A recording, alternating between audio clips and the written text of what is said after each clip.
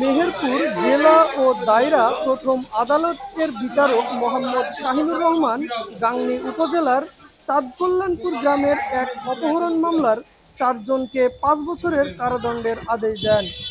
অভিযুক্ত আসামিরা হলেন আরিফুল ইসলাম, শাহাবুদ্দিন, চাঁদ আলী ও জনাব আলী।